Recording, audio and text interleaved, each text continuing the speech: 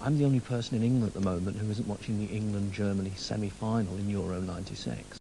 Myself and the 3 guys on the crew here with me, and 5 druids. Other than that, the whole nation is watching that. So the materialistic 20th century football yob part of me is there. But now I'm going to try and be somewhere else.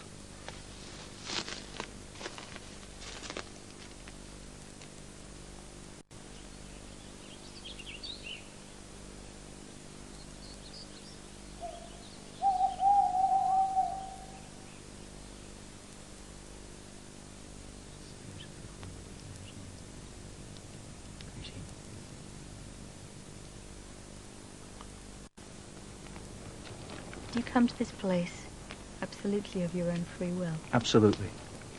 And do you come here sincerely? Because without your sincerity, anything that you do will be totally meaningless. No, I come here in sincerity.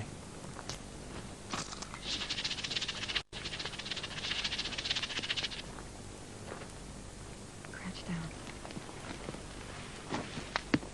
No, no, no, no. More. Earth. Feel earth. Down. Down. Not on your hands and knees like a donkey. Feel the earth. Bounty of land be thine.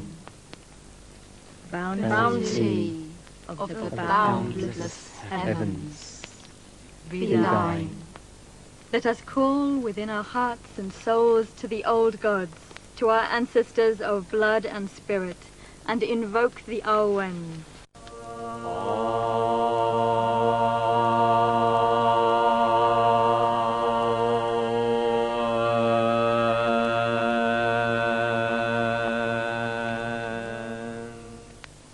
In freedom you came to us, and that freedom is ever yours, should ever you wish to leave. I never did get to see the match, but someone at the hotel told me that England won thanks to a Gareth Southgate penalty, so that's all right then. The Druids were lovely people, and why they don't put them in charge of Stonehenge is one of life's mysteries. But perhaps we need mysteries. Greetings, brother. Well met.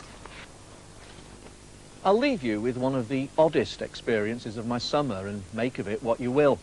This yew tree is almost 2,000 years old, nearly as old as Christianity. So it dates from a time when miracles were believed, or rumoured, to be commonplace.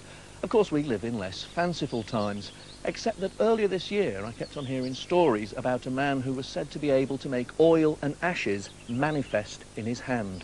Don't know how, can't think why. So we got in touch and asked him if he could do it with a camera present, and he said, perhaps.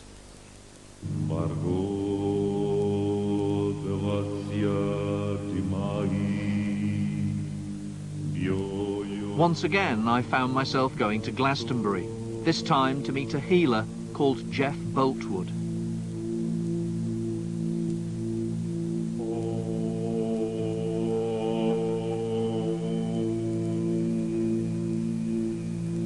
We met and talked without the camera present, and he explained what he hoped might happen.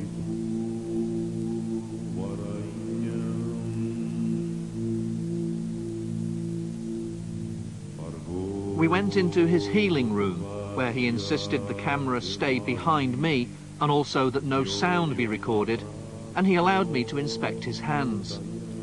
When he took my hand between his, nothing happened for a little while, and then I felt oil. It was clear and warm and perfumed, and didn't seem to spring from a single source, but covered both sides of my hand simultaneously. There were no ashes.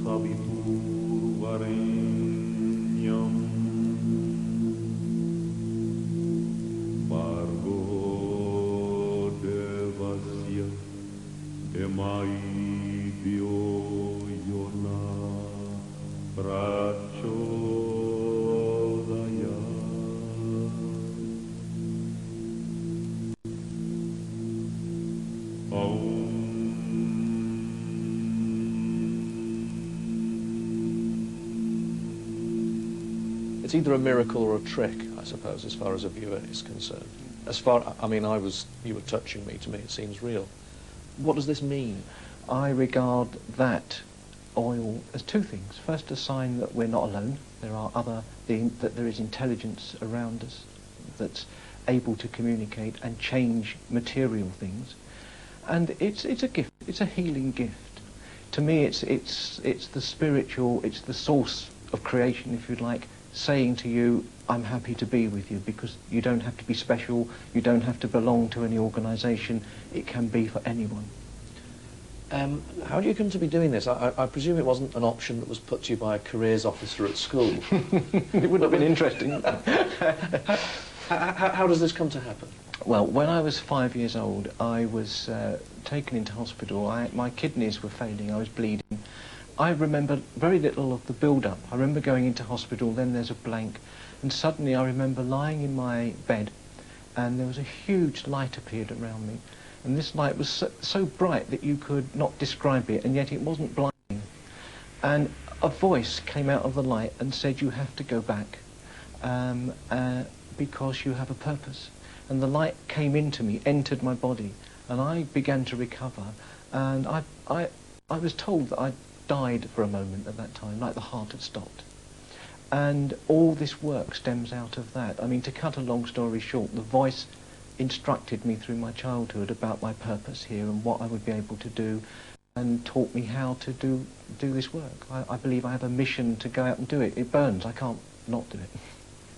In previous centuries, or perhaps even in this century, this would have been called a miracle. Do you think that we have a hunger for the miraculous? I think there is, but I think it would be wrong to play to that totally. I think that the need for a miracle is only really a need to say, is there really something there? Is this a reality? Is there something after death? I think what people are hungry for is proof that they're not just some poor little piece of biochemistry that's going to live, die and be forgotten. This is a way of saying it isn't.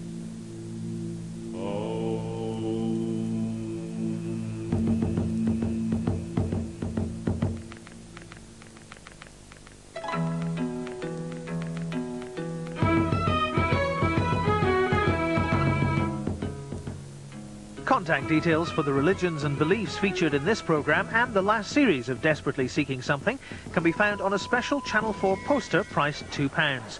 To order, just call 0897 188 177 and the £2 will be charged to your phone bill.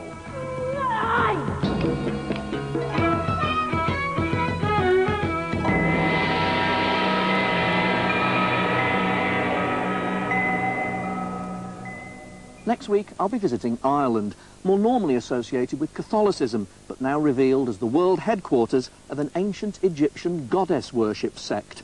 Join me then for the sun dance that made it rain and other Celtic delights.